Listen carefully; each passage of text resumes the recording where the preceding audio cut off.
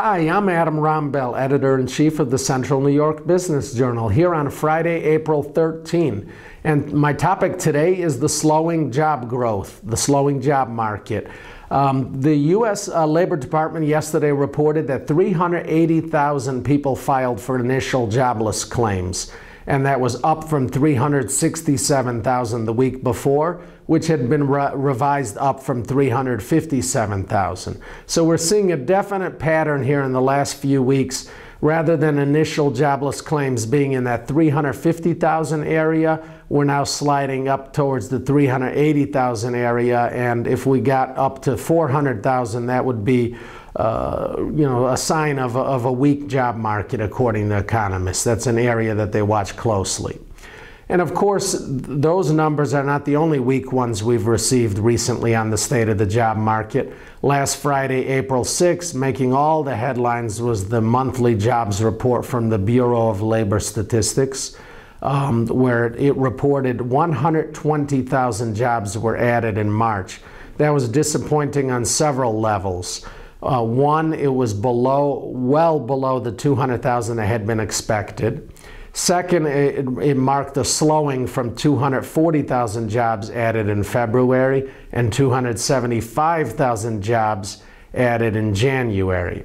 Third, the labor force participation rate fell to a 30-year low. And fourth, the amount of people leaving the workforce, leaving the labor force, was 131,000.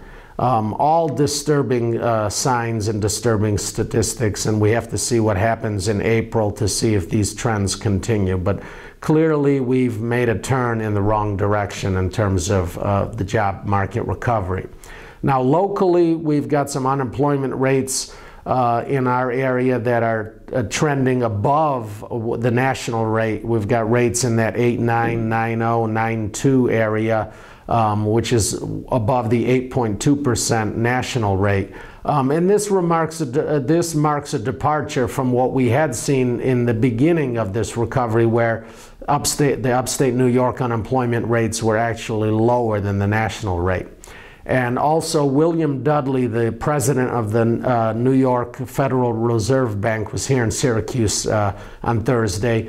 And he said that the Syracuse region had lost 13,000 jobs in the recession, and that we've only gotten about 1/3 of them back so far. So clearly there are a lot of signs that the job market recovery has a long way to go, and unfortunately there's been a slowing in the pace of that recovery in just the last month and just the last few weeks. So it definitely bears watching. We're going to have some state and local unemployment data coming out in the next week or so, and then of course we're going to have the April national report coming out in early May. So stay tuned to those, and we certainly will. Again, I'm Adam Rombel, editor of the Central New York Business Journal. Thank you.